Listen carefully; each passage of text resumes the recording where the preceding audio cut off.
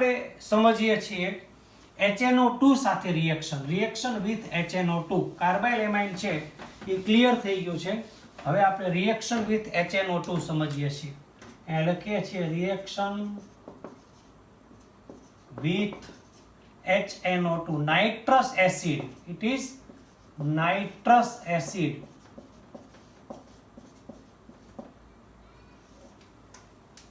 Nitrous acid, it is prepared from sodium nitrate and hydrochloric acid. It will prepared in the solution. So reactant will be primary aromatic or aliphatic amine.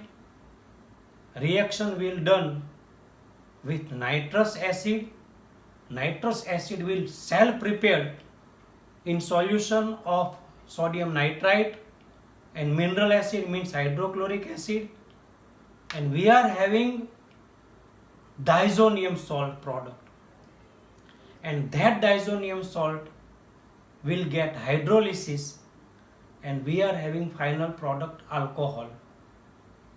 તો primary aromatic કે aliphatic એમાઇનની nitrous acid સાથે reaction થાય તો આપણને diazonium salt product મળે, અને આ diazonium સોલ્ટનું જળ વિભાજન કરવામાં આવે તો આપણને ફાઇનલી નાઇટ્રોજન છે એ મુક્ત થાય. એ નાઇટ્રોજન એમિનો એસિડની પ્રેઝન્સ બતાવે છે, એના ડિટેક્શનમાં એનો ઉપયોગ થાય, પ્રોટીનના ડિટેક્શનમાં એનો ઉપયોગ થાય છે, અને આપણને આલ્કોહોલ પ્રોડક્ટ મળશે. બહુ સરસ અને બહુ સિમ્પલ રિએક્શન છે.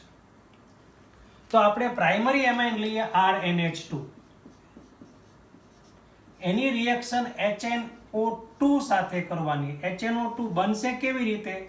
તો કે તમે NaNO2 લ્યો, સોડિયમ નાઇટ્રાઇટ લ્યો અને 2 મોલેક્યુલ ઓફ HCl લ્યો. આ બંને રિએક્શન કરીને HNO2 બનાવશે.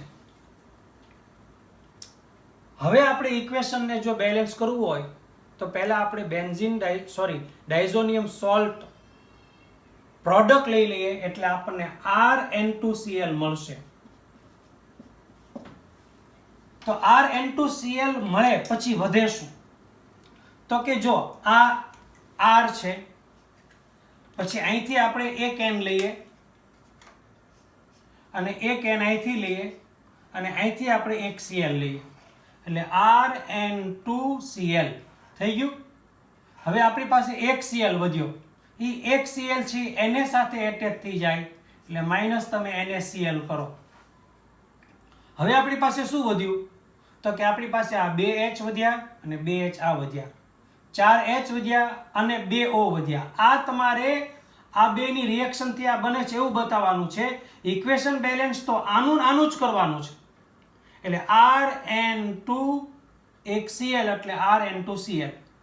હવે શું થયું આપણી પાસે? તો કે હજી આ Na વધ્યો ને આ 2 Cl માંથી એક Cl નો યુઝ કર્યો એટલે એક Cl વધ્યો એટલે માઇનસ NaCl કરો. હવે શું વધ્યું આમાં અને આ બેમાં? તો કે 2H આ વધ્યા, 2H આ વધ્યા એટલે 4H થયા અને 2O થયા એટલે -2H2O કરો એટલે આપણને આ ઇક્વેશન સોલ્ટ ડાયઝોનિયમ સોલ્ટ મળી જાય. R હોય તો આલ્કાઇલ ડાયઝોનિયમ સોલ્ટ કહેવાય અને C6H5 હોય તો બેન્ઝીન ડાયઝોનિયમ સોલ્ટ કહેવાય. હવે આનું આપણે હાઇડ્રોલિસિસ કરવાનું છે, એટલે કે જળ વિભાજન કરવાનું છે. તો આમાં શું થશે? તો કે આ જે OH છે એ R સાથે એટેચ થઈ જાય એટલે આપણને પ્રોડક્ટ શું મળે? ROH મળે. પછી આ N2 છે રિલીઝ થઈ જાય એટલે પ્લસ N2 થાય. પછી આ Cl સાથે H જોડાઈ જાય એટલે પ્લસ HCl થાય. આ N2 મુક્ત થાય છે, N2 રિલીઝ થાય છે, એ ખૂબ ઇમ્પોર્ટન્ટ છે. અને ROH છે એ આપણને આલ્કોહોલ પ્રોડક્ટ આપે છે. તો બેન્ઝીન ડાયઝોનિયમ સોલ્ટ પણ બનાવી શકાય, પણ એમાં લો ટેમ્પરેચર જોઈએ, જેને સેન્ડમેર રિએક્શન કહેવામાં આવે છે. તમને ટેક્સ્ટ બુકની અંદર સેન્ડમેર રિએક્શન આપી નથી, પણ સેન્ડમેર રિએક્શન તમારે આગળ પણ આવશે. તો અહીંયા આપણે શું કર્યું? તો કે પ્રાઇમરી એમાઇન લીધો, એનું આ નાઇટ્રસ એસિડ છે ને આ બેમાંથી બનાવ્યું. જો આને આમ બનાવી શકાય, આ NO2 છે અને અહીંથી H આવી જાય એટલે HNO2 ઇન્ટરનલ બની જાય. એટલે રિએક્શન નાઇટ્રસ એસિડ સાથે થાય. પણ ઇક્વેશન બેલેન્સ કરો ત્યારે HNO2 નો યુઝ નથી કરવાનો. ઇક્વેશન બેલેન્સની અંદર આ NH2 અને આનો યુઝ કરવાનો છે, જે મેં તમને ગણાવીને ઇક્વેશન બેલેન્સ કરી દીધું. આની બે રિએક્શન છે, R બરાબર આલ્કાઇલ લ્યો અને R બરાબર C6H5NH2 લ્યો, એટલે બેન્ઝીનેમાઇન લીધો આપણે, અને આપણે એની HNO2 સાથે રિએક્શન કરીએ. ઇક્વેશન બેલેન્સ કરવા માટે NaNO2 પ્લસ 2HCl, અહીંયા માઇનસ કરીએ આપણે NaCl, માઇનસ કરીએ 2H2O, એટલે આપણને મળે C6H5N2Cl, બેન્ઝીન ડાયઝોનિયમ સોલ્ટ. આને કહેવાય benzene diazonium salt. Benzene diazonium chloride, આને કહેવાય બેન્ઝીન ડાયઝોનિયમ ક્લોરાઇડ. આમાંથી તમે HOH સાથે રિએક્શન કરો તો આ OH અહીંયા એટેચ થઈ જાય તો આપણને એમ લાગે કે ફિનોલ મળે. OH અહીંયા એટેચ થઈ ગયો એટલે C6H5OH થઈ ગયું, પછી N2 થાય અને પ્લસ અહીંયા HRCl લાગી જાય એટલે HCl. પણ આ ફિનોલ પ્રોડક્ટ છે એ બેન્ઝીન ડાયઝોનિયમ સોલ્ટમાંથી આનું જળ વિભાજન થતું નથી. આનું જળ વિભાજન થયું, આલ્કોહોલ મળ્યો, પણ બેન્ઝીન ડાયઝોનિયમ સોલ્ટનું જળ વિભાજન થતું નથી. એટલે આપણને ફાઇનલ પ્રોડક્ટ ફિનોલ મળશે નહીં. સમજવા માટે છે, મેં બનાવ્યો છે, બોર્ડ ઉપર લખીને બનાવી શકાય, પણ ખરેખર જ્યારે કેમિકલ રિએક્શન થતી હોય ત્યારે કેમિકલ રિએક્શનની અંદર આવું બનાવી શકાતું નથી.